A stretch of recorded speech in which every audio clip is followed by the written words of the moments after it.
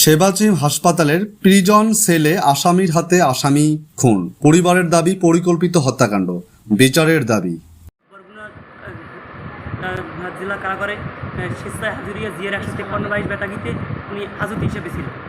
ওইখান থেকে তারে চিকিৎসার জন্য তার কিডনি সমস্যা ছিল। কিডনি সমস্যার ফলে চিকিৎসার জন্য 2টা টেস্ট দিয়েছে সিভিল সার্জন। ওই জায়গার ওই টেস্ট না থাকার কারণে এই জায়গায় রেফার করা হয় তাকে। তখন যখন নিয়ে এসে তখন 3 তারিখে সদর হাসপাতাল বসে আমার নিজের সাথে দেখা হয়েছে। আমি ওই জায়গার কারকিদের সাথে এই জায়গায় বলতে কোথায় নিয়ে আসছে এই যে বরিশাল জেলে নিয়ে আসছে শেরে বাংলায় আমার চিকিৎসার জন্য বরিশাল জেলের মাধ্যমে যখন নিয়ে আসার পথে আমি নিজে তারে বরগুনা সদর হাসপাতাল থেকে কারক্ষীতে গাড়িতে উঠেই দেই।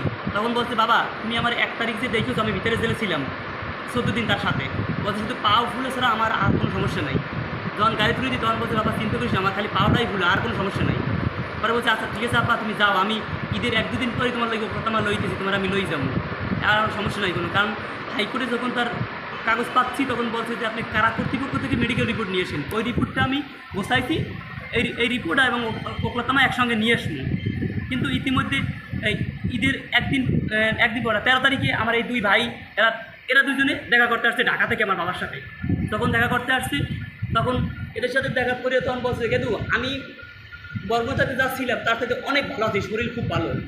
হাতে জায়গায় আমার একটু ব্যথা ছিল, হাত দিয়ে আবার ওর গায়ে ঘুষি দিয়ে ডাকছে, দেখ আমার হাতে আগে যদি অনেক বল আছে, এখন আমি সুস্থ। এই জায়গায় বরগুনা ট্রিটমেন্ট। কি মামলায় ছিল আটক? উনি আটক ছিল জিয়ার 153-22 মামলায়।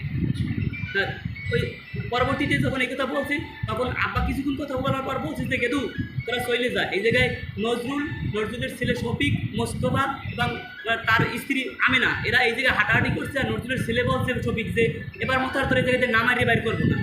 এই বারান্দার থেকে আদান করছে আর বলছে, কারা বলছে? তাই এরা নজরুলের ছেলে শফিক, কিন্তু আমার বিবাদীর সাক্ষী এবং অন্য মামলা তারা দিচ্ছে, সেই মামলায় সে বাদী, আমরা আসামি। ও তারাও জেলের ভিতরে ছিল? তারা জেলের ভিতরে না, এই যে বরিশাল শেরেবাংলায় তারা চিকিৎসার জন্য আসছিলেন নাকি উপরে ভর্তি ছিল। আচ্ছা। তখন ওই জায়গা থেকে আদান করতেছে আর বলতেছে, তখন এই 2 ভাইয়ের বলছে তোরা চলে যা, কারণ ওগুর নামে 8টা মামলা আছে, এই জন্য বলছে যে ওরা তোরা ধরাই দেবে, নাইলে মারতে পারে, কিন্তু চলে যা বাবা। তখন 2 ভাই বলছে, আব্বা এই ধরাই তো আইনে, তোমার দেখতেছি কতদিন তোমার দেখিনি আব্বা। বাবা আমি আর সুস্থ আছি। তখন এই কথা বলার পর আমার বাবা বলছে, তাই আমার কথা বলছে যে বিরাজ কখন আইবে।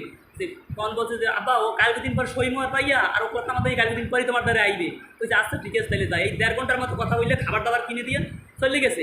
পরের দিন সকালবেলা আমার শাশুড়ি দেখা করতে আসছে, তারা দেখা করতে দেবে না, জোর জবরদস্তি করে কোনো মতে দেখা করছে। ডেপুটি জেলারের অনুমতি নিয়ে গিয়ে, এমনি যা আছে টিকিট দেবে না, স্লিপ দেবে না, ওনার অনুমতি নিয়ে গিয়ে তারপর দেখা করছে। দেখা করার পর ওনারা ভাবছে যে আমার শাশুড়ি খবর পাইয়েই আসছে, কিন্তু খেতে আসছে খালি এমনি দেখা করতে। তখন এরা খালি পিছের দিকে টানতেছে, না আমরা আসামি সুস্থ আছে, ভালো আছে। তখন যে কাছাকাছি গেছে যাইতে মাথায় ব্যান্ডেজ দেখি, ফিরে মাথায় ব্যান্ডেজ আসলে করতে গিয়ে বা একটু খাটাগনে পড়ে গেছিলে, মাথায় একটু হালকা আঘাত পাইছে। এই কথা যখন বলছে তখন আবার আমার ভাইরা হইলে উনি যাইয়া আপনার মেডিকেল সিস্টেম, উনি কী করছে, হাত পাও সব কিছু সাইডটা দেখছে, সব কিছু রেসপন্স করছে, জিজ্ঞেস করছে, খালু আমার চিনতে পারছেন, তাহলে তোমার আমি চিনছি, তুমি তো অমুকে। এবার আবার ওরে বলতেছে, হয় ব্যাংক তোমার আমি চিনছি তো ব্যাংক। আবার আমার শাশুড়ি হাত থাবা দিয়ে ধরছে। এবার যখন জিজ্ঞেস করছে যে কোনো সমস্যা আছে, ওরা কোনো সমস্যা নাই, মাথায় একটু খালি হালকা ব্যথা করছিল, এখন একটু কমছে, এখন ভালো আছে। জিজ্ঞেস করছেন যে কিভাবে মাথা পাচ্ছে?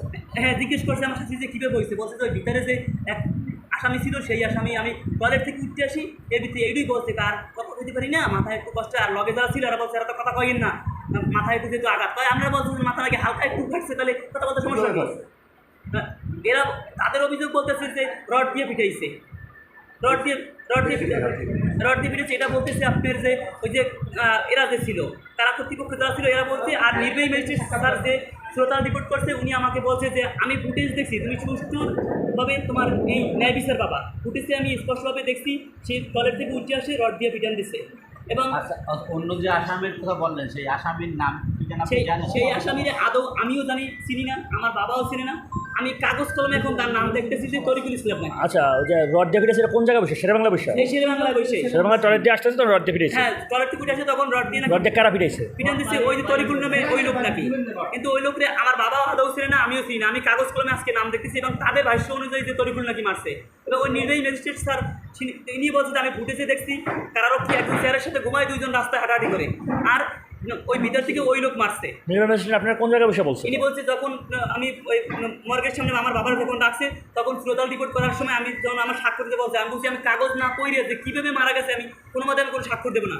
তখন বলছে তুমি চিন্তা করি না, আমি ফুটেছে যেটা দেখছি এতে তুমি ন্যায় বিচার পাবা। এরা যে দায়িত্বের অবহেলা ছিল এবং তাদের যে তোমার যে কথা অভিযুক্ত আছে তাদের হয়তো বা কি তাদের সাথে ওই তোমার শত্রুর হাত মিলানো ছিল, হইতেও পারে, সেটা কোথায় দেখো সেটা আমি বলতে পারি না, কিন্তু আমি ফুটেছে যেটা দেখছি তারা দায়িত্বের অবহেলা ছিল, দায়িত্বে ছিল না তারা। আচ্ছা, আজকে যে আপনারা মামলা করতে পারেন আজকের ব্যাপারটা একটু বলুন। সেই আজকের ব্যাপারে আমরা আইনজীবী আলাউদ্দিন হাওলাদারের মাধ্যমে আমরা কোর্টে মামলা করতে যাই। আমরা প্রথমে থানায় মামলা করতে যাই, সেখান থেকে আমাদের অফিসার ইনচার্জ সাহেব বলেছে এই বিষয়ে নাকি মামলা হয়েছে। আমরা বলছি যে আমার বাবারে মারতে খুন করছে পরিকল্পিতভাবে, তাহলে আমি মামলা করলাম না, মামলাটা কে করলো? বলছে না, যেহেতু জেলে ছিল, জেল কর্তৃপক্ষ একটা তারা একটা মামলা করছে, তাদের যে দায়িত্বের অবহেলার কারণে বা যে ছিল যারা দেখছে এই মর্মে তাদের নামে মামলা করছে। কারা কর্তৃপক্ষদের মাধ্যমে থানায় গেছে? প্রথমে থানায় গেছিলাম, কোতোয়ালি মডেল থানায়। সেখান থেকে তিনি পরামর্শ দিয়ে বলছে যে আপনি এটা তাহলে কোর্টে করেন, যেহেতু এক বিষয়ে একবার হয়েছে আমি নেব না, ওইটা আসলে সেই বিষয়ে আমার কাছে আসলে আপনার আমি যতদূর পর্যন্ত আপনি প্রাপ্য ততদূর পর্যন্ত আপনার আমি দেবো। তখন আমি কোর্টে যখন মামলা করতে যাই আলাউদ্দিন হাওলাদার সাহেবের অ্যাডভোকেটের মাধ্যমে, উনি চিফ জুডিশিয়াল ম্যাজিস্ট্রেট থানায় গেছিলেন কি? কোতোয়ালি থানায় কথা বলছেন কাছে অফিসার ইনচার্জের সাথে কথা বলছেন? হ্যাঁ, অফিসার ইনচার্জের সাথে কথা বলছি সরাসরি। যখন আমরা মামলা রুজু করতে গেলাম, নালিশি মামলা রুজু করতে গেলাম, তখন সে বলতেছে আমার দেখা আছে, কিন্তু আমার উকিল সাহেব সে স্পষ্টভাবে কাগজ থেকে মানে বই থেকে উল্টোই দেখায় যে বিধান আছে যে আমি মামলা করতে পারবো, মামলা রুজু করবো, যেহেতু পিটিআই মারছে এখানে পরিকল্পিতভাবে। তাও কারণ এটা পরিকল্পিতভাবে যদি না হইতো তাহলে কারারক্ষীরা সেই সময় না ভিতরে তাদের অভিযোগ স্টান দিয়ে মারছে, স্টান দিয়ে যদি মাইরে থাকে সেলাইন স্টান, কারা কর্তৃপক্ষের বিধি অনুযায়ী তো সেলাইন স্টান ফিক্স থাকবে, খোলা থাকবে না, সেটা খোলা থাকার কোনো প্রশ্নই আসে না, কারণ আসামিরা তো দাঙ্গা হাঙ্গা করতেই পারে। তাহলে সেখানে খোলা স্টান কই পেল? তাহলে কারারক্ষীদের সহযোগিতায় এই স্টান পাইছে অথবা লাঠি দিয়ে পিটাইছে, তারা অভিযোগ করছে তাদের মতো, কিন্তু আমি তো বলতেছি লাঠি দিয়ে মারছে।